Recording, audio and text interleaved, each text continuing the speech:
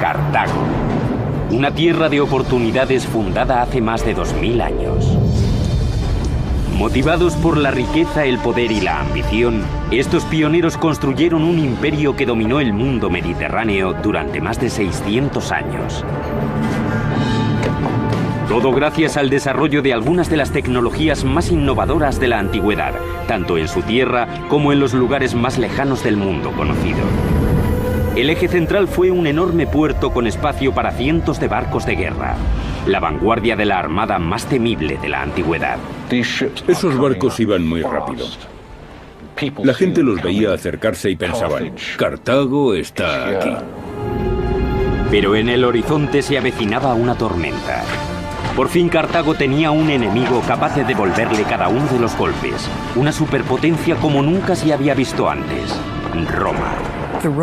Para los romanos, Cartago era una lanza que apuntaba justo a su corazón. En esta lucha a muerte solo podía haber un ganador. El otro quedaría reducido a polvo.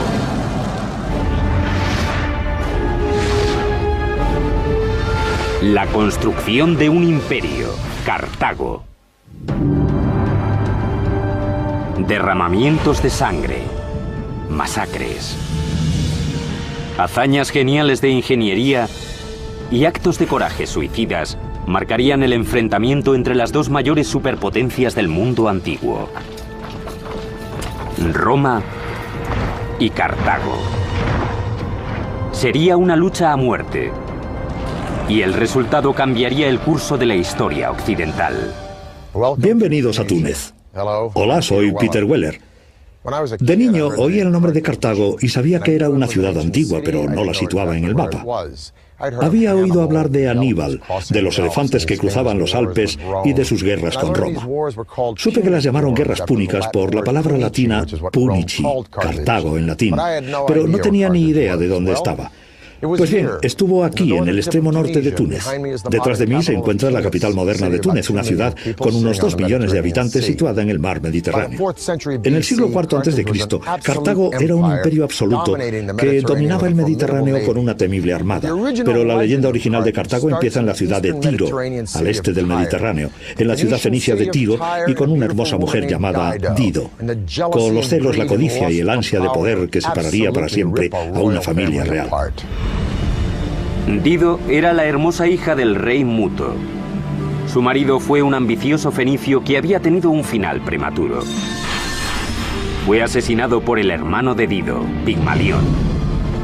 Temiendo por su vida, Dido huyó cruzando el Mediterráneo desde su patria de Tiro hasta una tierra de nadie en la punta septentrional de África. Negoció con los nativos para comprar tanta tierra como pudiera abarcar la piel de un buey. Inteligente y astuta, Dido mandó cortar la piel en tiras tan finas como fuera posible y las dispuso de tal modo que delimitaran una gran extensión de tierra fértil. Allí, bajo su mando, se construiría la fantástica Kart Hadash, o Ciudad Nueva. Cuando llegaron a Cartago, evaluaron la bahía, observaron las montañas, se fijaron en la corriente de los ríos y vieron un lugar, Birsa, que sería el sitio perfecto para una fortaleza defendible, y dijeron, es aquí es donde construiremos nuestra ciudad. La colonia de Dido, Cartago, prosperó rápidamente. Según la leyenda, los relatos sobre su riqueza y la belleza de Dido se extendieron tanto que llegaron a oídos de Jarbas, rey de los moros. Parte de la historia de Dido es este relato sobre el rey de los nativos libios, Jarbas, que desea casarse con ella. Pero Dido se niega, según los escritos, por el amor que siente hacia su marido asesinado, y sube a una pira funeraria construida por ella misma para suicidarse. Y aquí, a partir de sus cenizas, se levantaría uno de los mayores imperios del mundo conocido. Rodeados de fuerzas mayores y de un poco de tierra, los fenicios de Cartago regresaron al mar. Estaban abiertos a nuevas ideas. Eran pioneros, pragmáticos e incansablemente innovadores. Cuando Dido estableció la ciudad nueva, Mucha gente miraba asombrada y decía, mira, una nueva ciudad, un nuevo comienzo. Y a medida que estas rutas comerciales que había abierto Cartago se ampliaban, rápidamente se convirtió en una ciudad tan internacional como cualquier otra del mundo de entonces. En los 200 años siguientes, Cartago se convirtió en la principal potencia del Mediterráneo y estableció colonias en Córcega, Ibiza y África del Norte. Sobre el 700, puede que el 650 a.C., Cartago es un poder a tener en cuenta. Todo el mundo ha oído hablar de ella, nadie se mete con ella. Es una ciudad muy importante. A través de las redes de comercio expansivas en el siglo VII a.C., los nuevos territorios de Cartago iban generando una enorme fortuna. Llegó a tener una población de 300.000 habitantes, convirtiéndola en una de las ciudades más grandes del mundo. En cierto modo se parece a Manhattan, un área relativamente pequeña que acoge a una enorme población. Es un importante centro comercial y cultural, no solo para África del Norte, sino también para todo el Mediterráneo occidental. Antes de los cartagineses se habían emprendido grandes hazañas de ingeniería en nombre de los dioses, pero la atención de Cartago era más cercana. Como sucedería con América 2500 años más tarde, la riqueza de Cartago atrajo a innumerables personas que buscaban hacer fortuna. Pronto los arquitectos e ingenieros de la ciudad tuvieron que encontrar un modo de alojarlos a todos, un reto que derivaría en el boom de construcción urbanística más extraordinario de la antigüedad. Había algo muy importante para el espíritu de los cartagineses, para su mentalidad, algo relacionado con permanecer dentro de los muros de Cartago. Por lo que la presión para diseñar edificios que pudieran acomodar a toda la gente que quería vivir en la ciudad era muy fuerte. Los cartagineses serían los primeros a gran escala en convertir el cielo de la ciudad en una propiedad privada, mediante la construcción de apartamentos.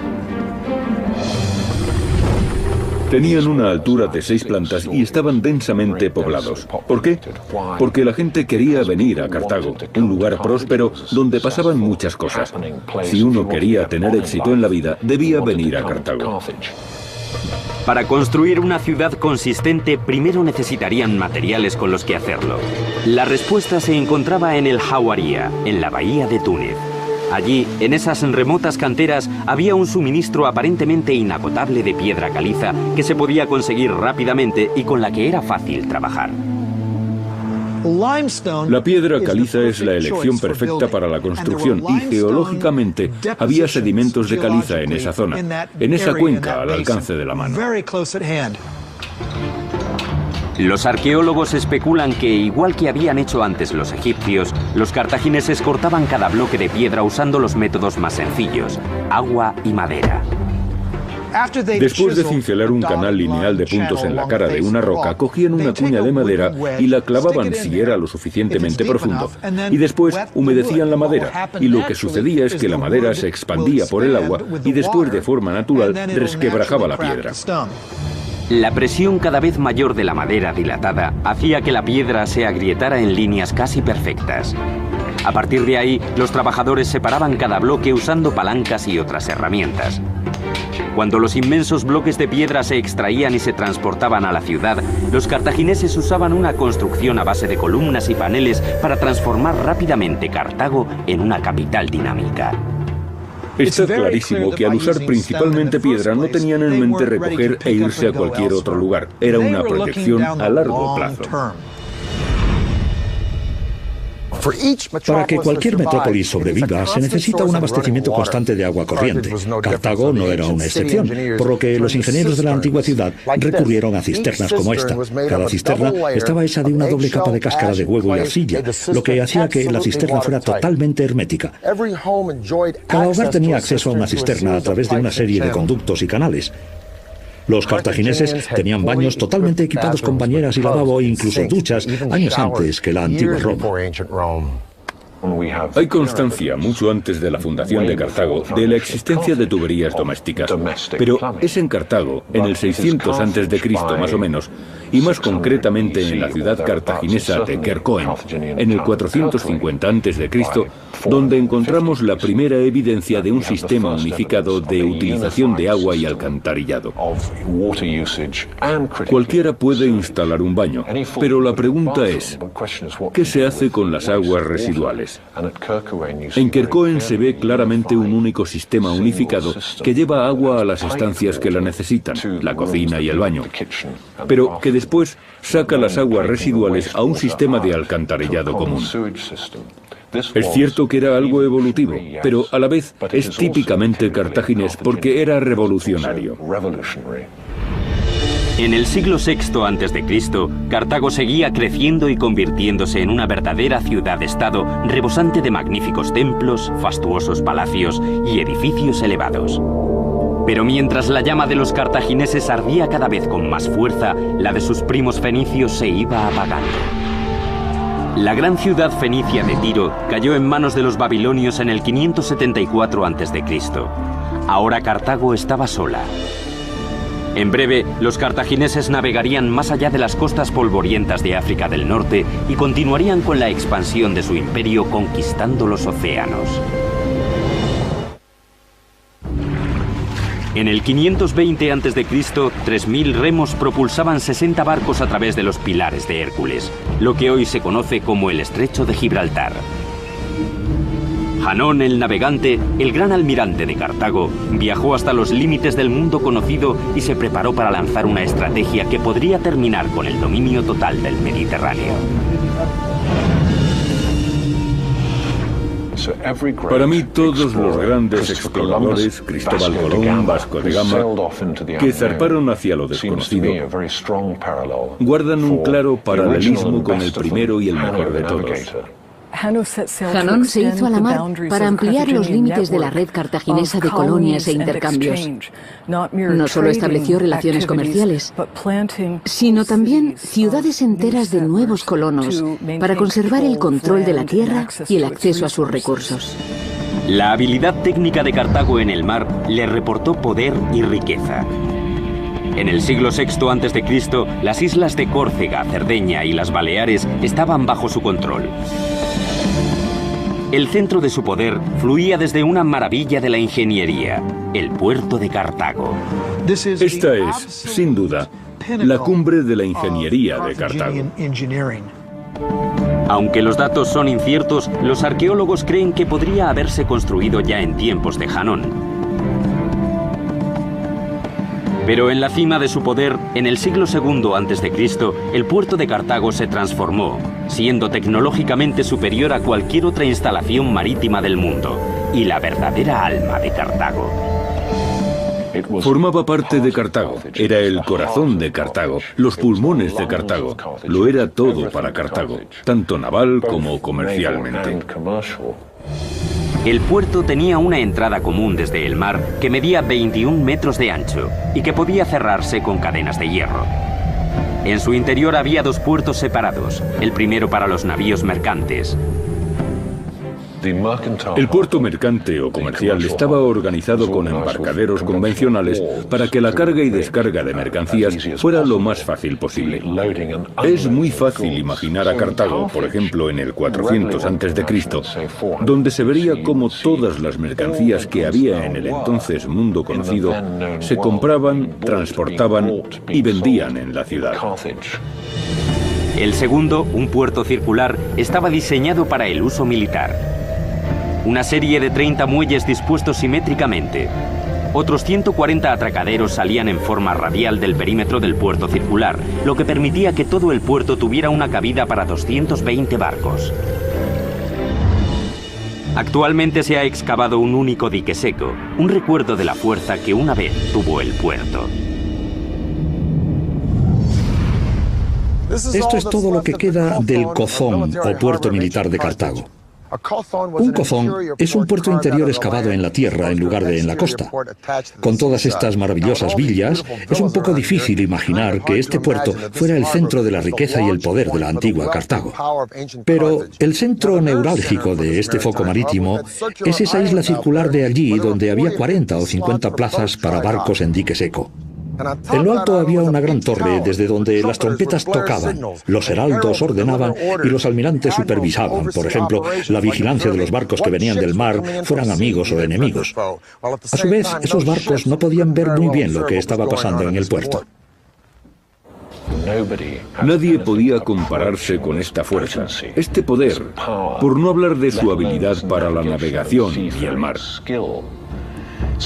Así que cuando se retiraban las barreras del canal y se disponían a zarpar, como los aviones en la Segunda Guerra Mundial, estos barcos iban muy rápido por el canal al Mediterráneo.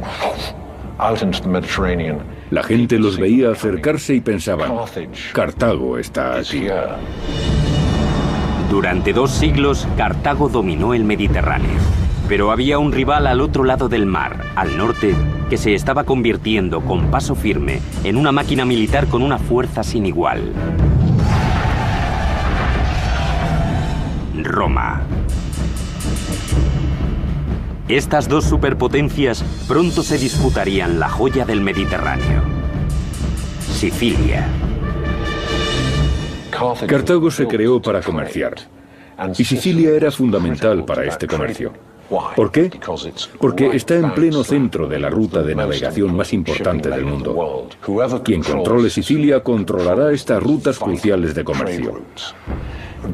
Los romanos vieron las grandes riquezas que Cartago podía tener y empezaron a abrirse paso hacia ellas. Los cartagineses reaccionaron y dijeron, espera, nosotros llegamos primero. Por favor, sacad vuestros carros de mis tierras. Ahora Roma y Cartago tenían colonias en Sicilia. Esta tensión desencadenaría una serie de guerras que conmocionarían al mundo antiguo. Para los romanos, Cartago era una lanza que apuntaba justo al corazón de Roma y a su floreciente imperio de comercio. Así que, por supuesto, pensaron que debían eliminarla. Se conocerían como guerras púnicas, llamadas así por la palabra romana para referirse a los fenicios. El resultado cambiaría el curso de la historia del mundo, y Cartago estaría dirigida por uno de los mayores genios militares de todos los tiempos. A partir del siglo III, la República de Roma es convocada en el sur de Italia por una ciudad griega en busca de ayuda para luchar contra los piratas. Pero poco después, 2 ciudades sicilianas entran en juego. Una de ellas, Mesina, primero pidió ayuda a Cartago, pero luego pensó, no, vamos a pedírsela a Roma porque está más cerca y lograremos un acuerdo más ventajoso. Siracusa lucha contra Mesina y Roma. En una batalla, abandona y se rinde y se entregan a Roma. Y esta, en cuestión de décadas, consigue todo el sur de Italia y el este de Sicilia. Esto provoca la ira de Cartago, y así empieza la Primera Guerra Púnica.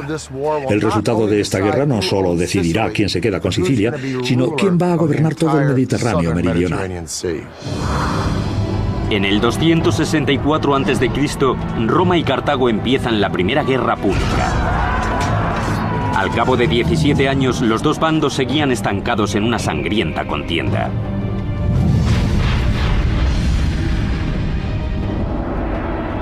Las tablas parecen romperse cuando un temible y carismático comandante del ejército llamado Amílcar Barca toma el control de las milicias cartaginesas. Amílcar fue el primer gran general del imperio cartaginés. Era un hombre con carisma. Era el que sabía cómo hacer el trabajo, el que sabía cómo sacar las castañas del fuego. Entre el 247 y el 242 a.C., este exaltado estratega militar, Amílcar Barca, entra en Sicilia. Es dinámico, poderoso y totalmente implacable.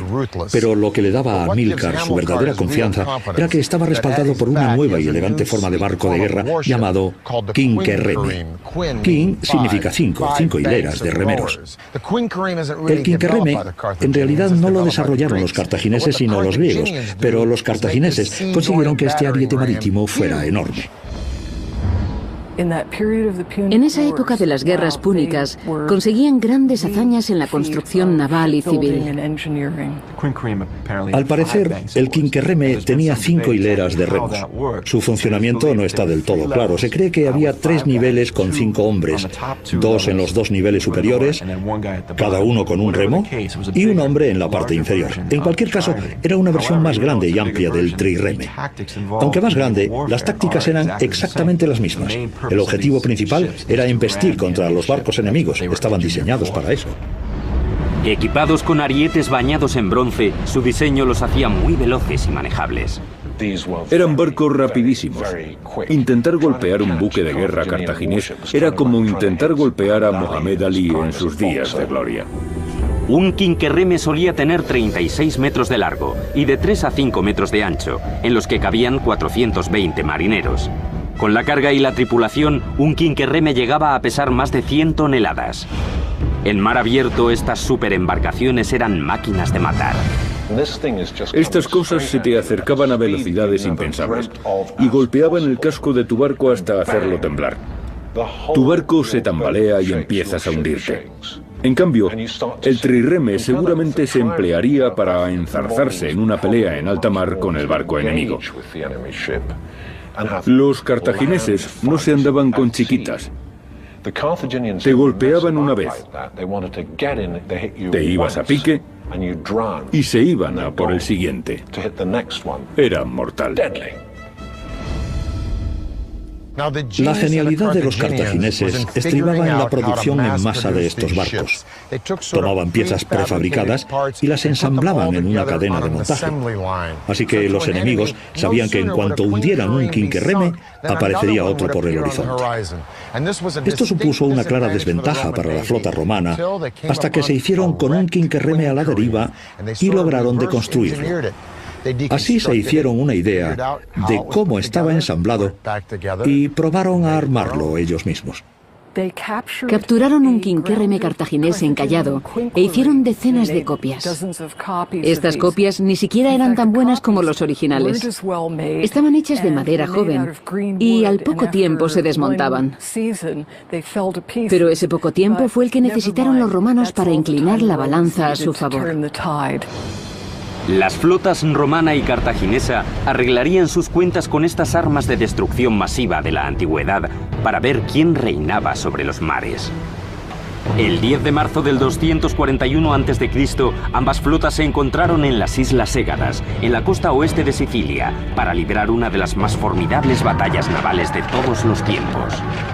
En las hostilidades de la Primera Guerra Púnica, la batalla de las Égadas que tuvo lugar junto a la costa de Sicilia marcó un antes y un después.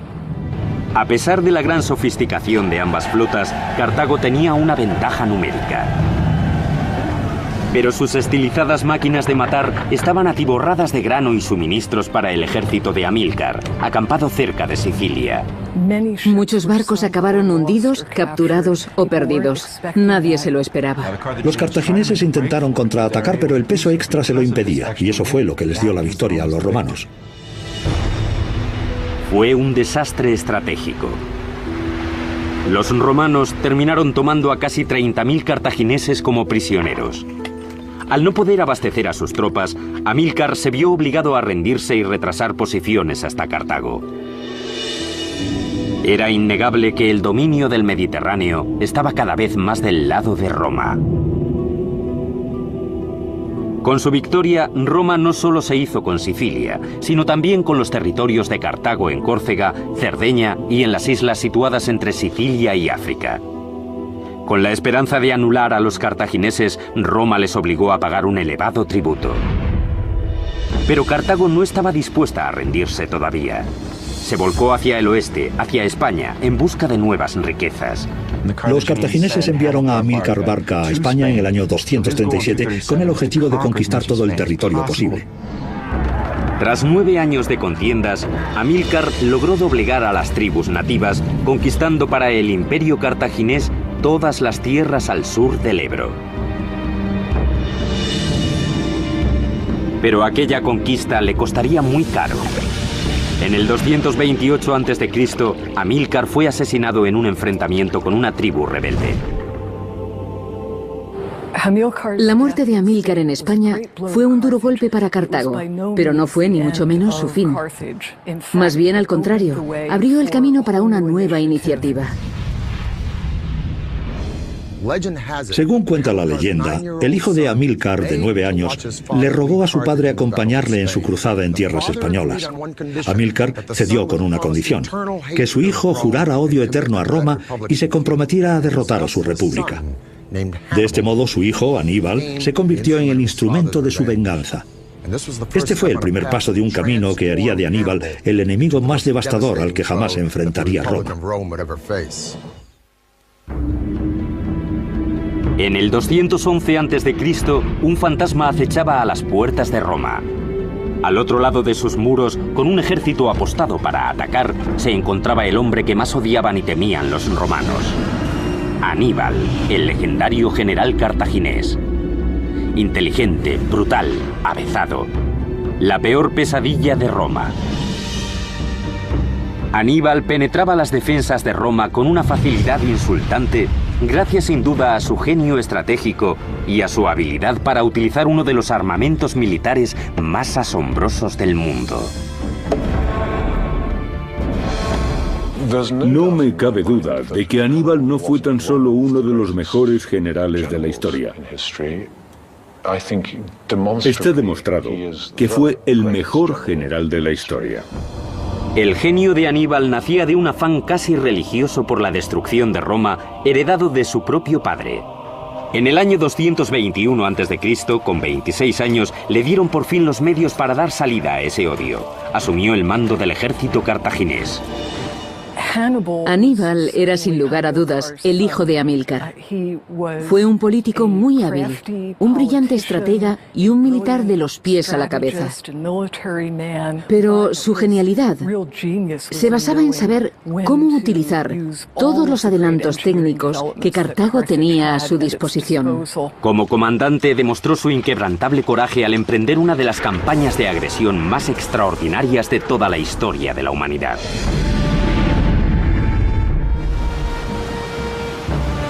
Roma se había hecho dueña y señora del Mediterráneo, lo que significaba que Aníbal no podría llegar hasta su enemigo por mar. Decidido a cumplir la promesa hecha a su padre, Aníbal se propuso lo imposible: avanzar por tierra cruzando los Alpes hasta llegar al corazón del Imperio Romano. Aníbal sabía que le superaban en número, sabía que sus efectivos eran menos numerosos que los romanos, pero se le ocurrió una estrategia que, según creía, le daría la victoria. Lo que haría sería llevar a su ejército a Italia y atacar a los romanos en su propio territorio. En el año 218 a.C., Aníbal partió al frente de un ejército de 90.000 hombres, 12.000 caballos y 37 elefantes adquiridos a sus vecinos africanos del sur. Los elefantes se llevaban usando en la guerra desde hacía siglos. Podían darle la vuelta a una batalla, ya que la caballería del enemigo no podía con ellos. Por eso Aníbal creía que valía la pena llevárselos hasta Italia. En octubre, con casi 1.000 kilómetros recorridos, se enfrentaron a su primer obstáculo, el embravecido Ródano, en tierras galas. Incluso cuando el nivel del agua está más bajo, el cauce del Ródano sigue teniendo de 100 a 150 metros de ancho, llegando a veces a los 200. Todo un reto para los estrategas de Aníbal. En la otra orilla, los galos se agolpaban a la espera de la batalla. Pero primero había que salvar el obstáculo del agua, un peligro potencialmente mortal. Los ingenieros de Aníbal tendrían que doblegar a la naturaleza. No solo era un tremendo desafío logístico, sino que en la otra orilla del río les esperaba una legión de tribus insurgentes. La solución se convertiría en uno de los logros de ingeniería más espectaculares de Cartago. Una serie de balsas de un tamaño tal que podían transportar los animales y los suministros hasta la otra orilla en un tiempo récord. Las balsas tenían más de 60 metros de largo y más de 15 de ancho. Eso significa que con un solo tronco no era suficiente. Había que colocar muchísimos troncos juntos y amarrarlos. Y para eso hay que saber algo más de nudos que un Boy Scout. Con gran diligencia, los soldados de Aníbal recogieron cantidades ingentes de coníferas de los bosques circundantes y ensamblaron los troncos con sogas. Uno de los factores que tuvieron que tener en cuenta fue la mentalidad de los elefantes. Una vez que los troncos estaban amarrados, las barcazas se apilaron con una capa de ramas y otra de tierra para que los elefantes creyeran que estaban pisando terreno firme. Cuando todo estuvo listo, Aníbal dio la orden de soltar las barcazas. Las tribus galas, atónitas ante su osadía, contemplaron cómo el general cartaginés llevaba sus tropas, su caballería y sus elefantes en masa a través del inestable Ródano. Cuando llegó a la otra orilla, el pánico cundió entre los galos, que salieron huyendo sin presentar resistencia alguna. Toda esta operación llevó poco más de 9 días. En mi opinión, cruzar el Ródano en un espacio tan corto de tiempo y con unos medios tan rudimentarios es uno de los grandes logros de la historia militar. La gente se suele olvidar de los pequeños milagros de la ingeniería que hacen posible ciertos capítulos de la historia. Aníbal y su ejército siguieron adelante y se abrieron camino hasta las faldas de los Alpes. Pronto la inminencia del invierno se unió al hambre y a la fatiga de las tropas. Al ascender, se enfrentaron a otro obstáculo que parecía insalvable. Los peñascos eran gigantescos. Los consejeros de Aníbal ingeniaron un plan que permitiría a los soldados no remontar los peñascos, sino atravesarlos. La estrategia de cruzar los Alpes sorprendió a los italianos. Nadie se esperaba que un ejército con elefantes se pudiera abrir paso.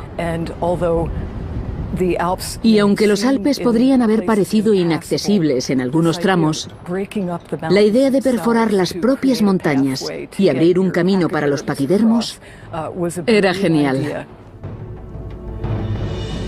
¿Cómo logró Aníbal llevar a sus hombres, por no mencionar a sus elefantes, por encima, por los lados y a través de aquellos peñascos?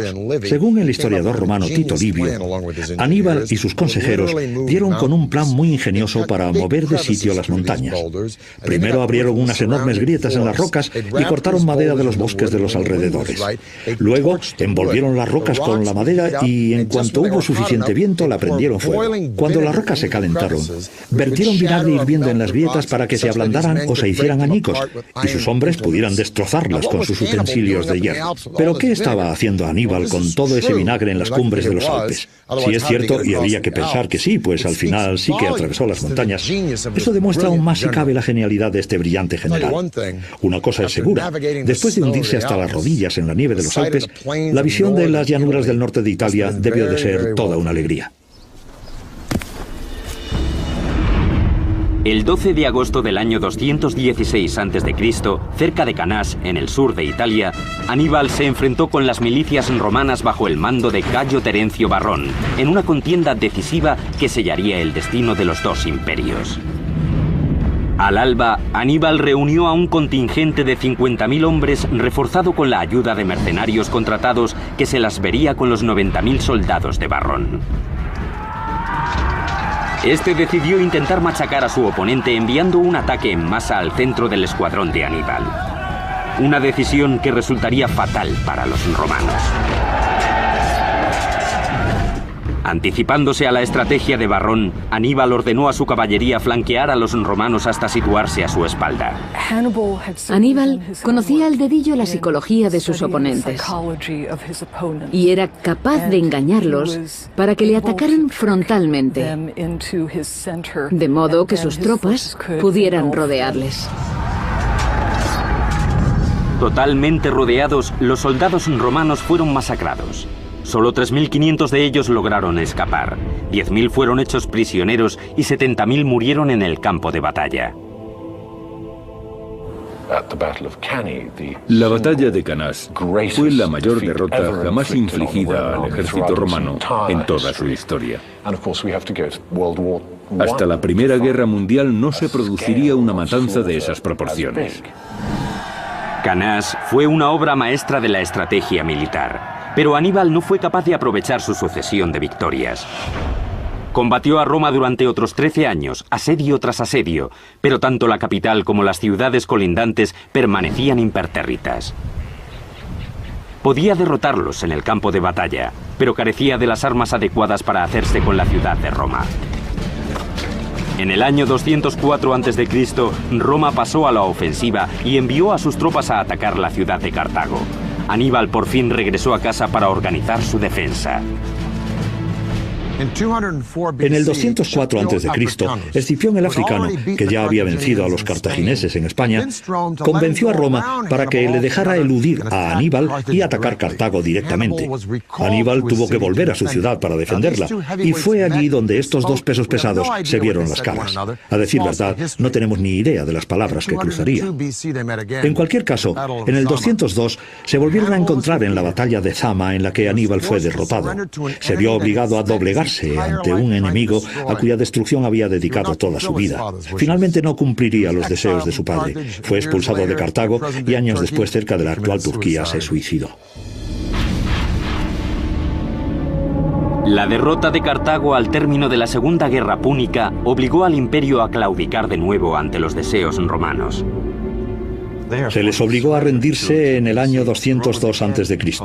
Los romanos volvieron a imponerles a los cartagineses unas condiciones muy duras. Debían pagar la indemnización de guerra, es decir, un tributo a los romanos. Además, perdieron sus territorios en el extranjero, es decir, que ahora sus posesiones se limitaban a la región de Cartago. Otra condición importante de la capitulación decía que Cartago no podía entablar una guerra ni siquiera para defenderse sin la aprobación de Roma.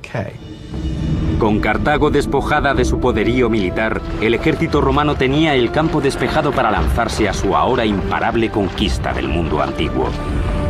Y su primer gran objetivo sería la maltrecha ciudad de Cartago. Solo tendrían que abrirse paso por las fortificaciones más robustas de la antigüedad. Año 150 a.C. Marco Porcio Catón, orador romano y bisabuelo del famoso enemigo de Julio César, se pasea por los salones del Senado romano totalmente ajeno a lo que ocurre a su alrededor. En su cabeza solo hay un pensamiento: Cartago. Catón era muy consciente de la posición estratégica de Cartago. Sabía que mientras siguiera siendo un bastión independiente, con presencia militar, su vecindad con Sicilia e Italia ponía en peligro a la flota romana. Catón quería borrarla del mapa. Numidia, la vecina y otrora aliada de Cartago, empezó a invadir los territorios cartagineses del sur. Cartago se sentía obligada legítimamente a defenderse, pero había un problema. Desde la Segunda Guerra Púnica, Cartago había prometido a Roma no levantar las armas contra ningún otro enemigo sin el consentimiento de Roma.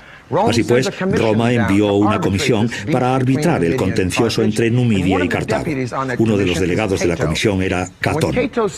Cuando Catón vio la prosperidad que Cartago había alcanzado desde la Segunda Guerra Púnica, regresó a Roma y clamó al Senado que esa prosperidad solo podía significar una cosa: que Cartago iba a presentarse a las puertas de Roma de un momento a otro. Ya hablara de calzadas, política o tributos, siempre terminaba su discurso con la frase «Ceterum censeo Carthaginem esse delendam», que significa, por otra parte, opino que Cartago debe ser destruida. Cartago, temiendo su inminente aniquilación y sin ayuda de Roma, tomó las armas. Por su parte, Roma envió una delegación militar y ordenó a los cartagineses evacuar su ciudad. Cuando estos se negaron, dio comienzo la Tercera Guerra Púnica. Ahora era Roma la que tenía un problema, porque de todas las fortificaciones del mundo antiguo, los muros de Cartago eran los más inexpugnables. El tiempo ha destruido la fortaleza hasta sus cimientos. Pero en el año 149 a.C., estas murallas eran la última esperanza de la ciudad. Se trataba de un sistema de amurallado en 3 fases, hecho de piedra maciza. Un circuito que cubría una enorme extensión y que se creía infranqueable. Una maravilla de la ingeniería en la que los cartagineses depositaron su confianza. Los muros tenían un perímetro de 37 kilómetros y estaban compuestos de 3 niveles defensivos. Primero, una zanja cavada junto a un muro no muy alto relleno de arena, en el que se apostaría una primera línea de soldados que podrían retirarse rápidamente ante un ataque masivo. El segundo muro estaba construido en piedra y dominaba las defensas exteriores. Tras este segundo muro se erigió una tercera muralla aún más impenetrable de más de 13 metros de altura y 9 de ancho. Cada 180 metros se levantaban 15 torres en las que montaban guardia los centinelas. Dentro de estas murallas hacían su vida parte de las tropas cartaginesas, unos 20.000 hombres y 300 elefantes, siempre alerta ante cualquier ataque.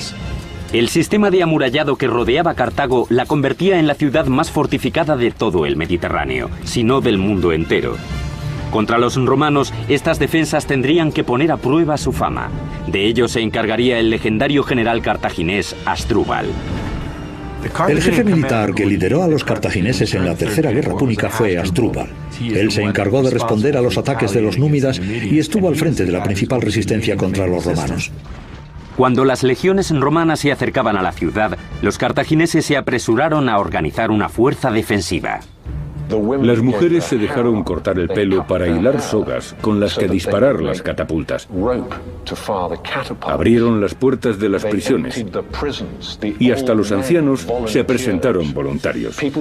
Aquellas gentes que habían sido herreros durante 20 años volvieron a intentarlo y se rearmaron en un arrebato de determinación. Una determinación que no se volvería a ver hasta el asedio de los alemanes a Stalingrado. Tras 2 meses de frenético trabajo, reunieron 6.000 escudos, 18.000 espadas, 30.000 lanzas, 120 barcos y 60.000 proyectiles para las catapultas. A pesar de todo ese arsenal, la fuerza de las milicias romanas era aplastante y la ciudad se enfrentaba sola a su propia destrucción. No quedó ni un lugar fuera del control de Roma o de sus aliados. Ninguna de las colonias pudo hacerle frente al imperio. Cartago estaba sola. La ciudad se apostó tras sus inmensas fortificaciones, esperando que, contra todo pronóstico, sus muros repelieran la inminente invasión romana. Cartago resistió el asedio romano durante 3 años. Incluso al final, cuando los romanos penetraron en las murallas, tardaron 7 días en abrirse paso, destrozándolo todo hasta el centro de la ciudadela. El asedio romano dejó a la ciudad sin vida desde el exterior. Al final, aunque no lograron abrir una brecha en el inmenso muro de tierra, se las ingeniaron para escalarlo por el mar. Dentro de la ciudad, las refriegas se fueron repitiendo calle tras calle. Aún quedaron algunos guerrilleros cartagineses, pero eran tan violentos que el comandante romano Escipión Emiliano ordenó que se prendiera fuego y se arrasara la ciudad entera. Miles de cartagineses perdieron sus vidas en aquel incendio. Fue un incendio devastador. Debió de ser un infierno para los que vivían allí, tener que huir de sus casas.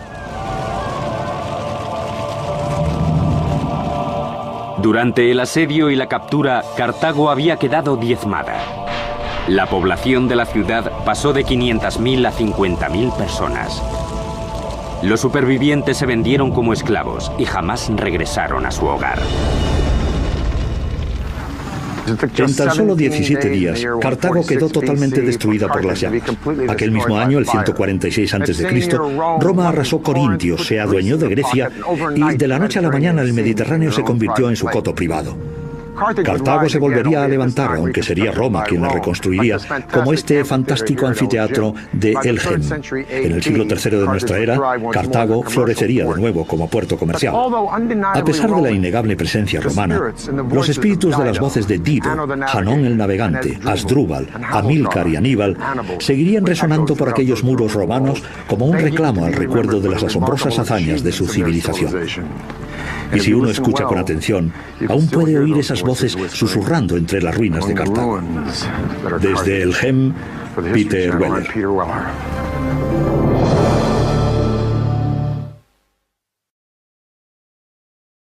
Mira, una nueva ciudad, un nuevo comienzo.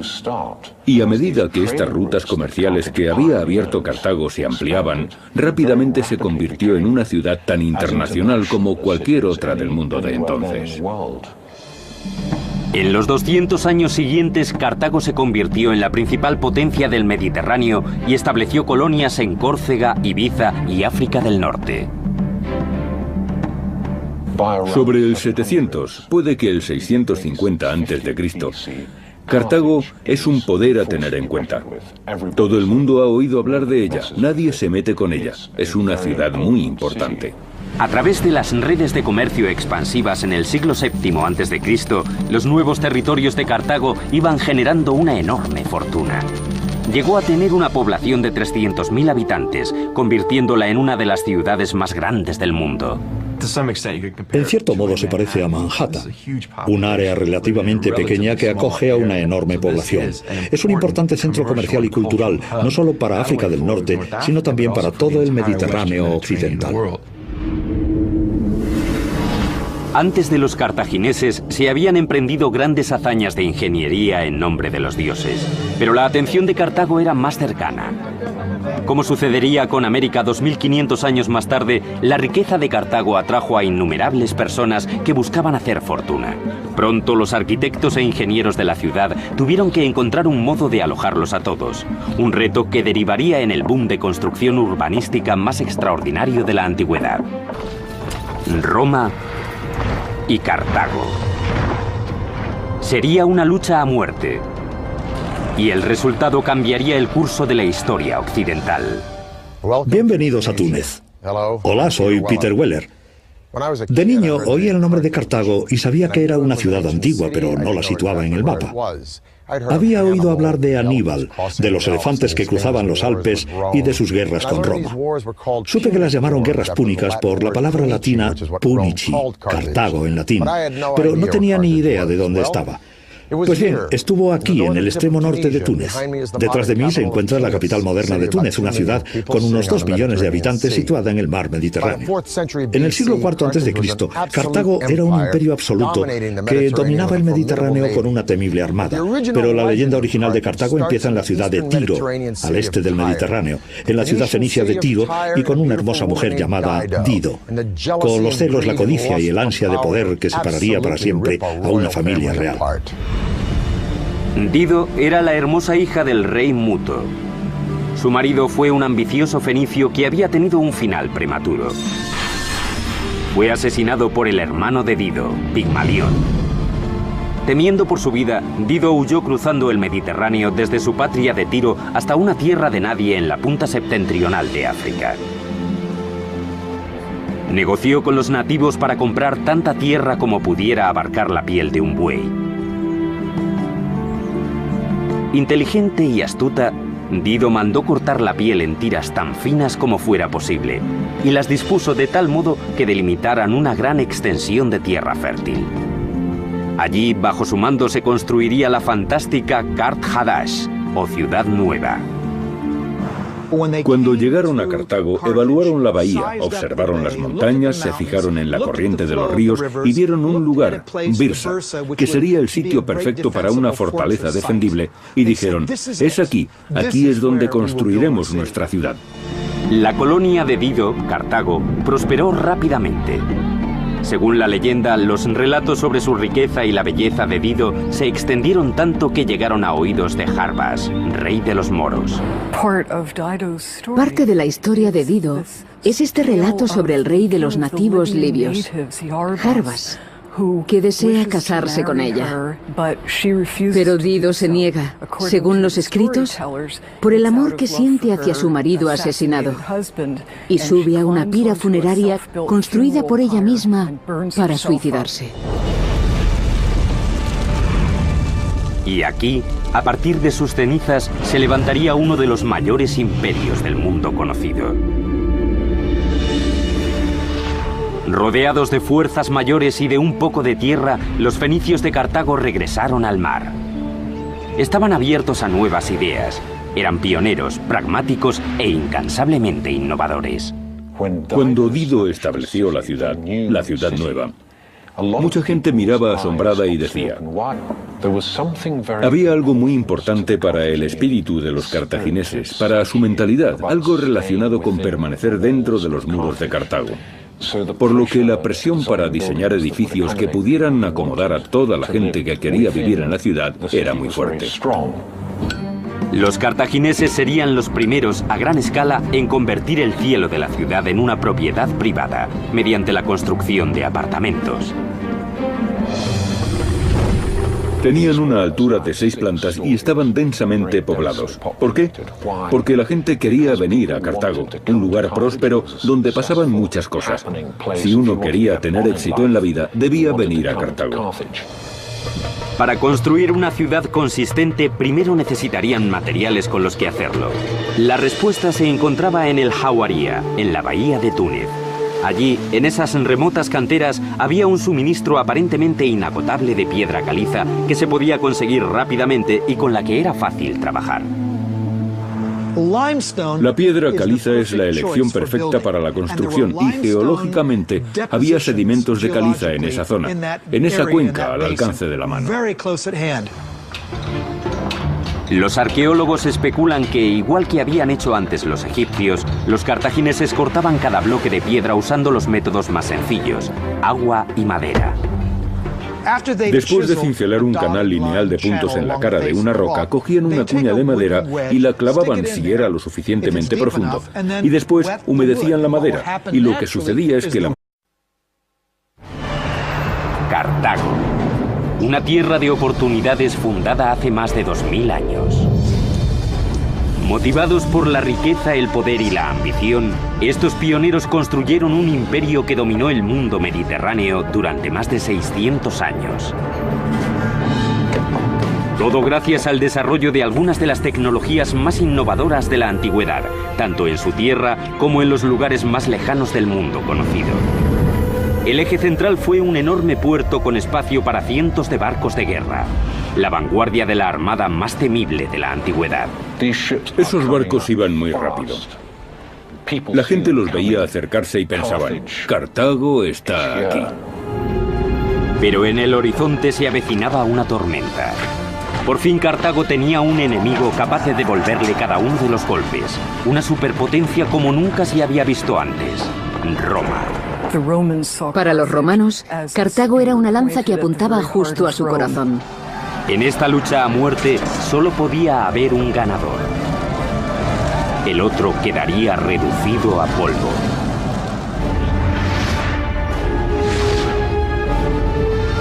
La construcción de un imperio, Cartago. Derramamientos de sangre, masacres, hazañas geniales de ingeniería y actos de coraje suicidas marcarían el enfrentamiento entre las dos mayores superpotencias del mundo antiguo.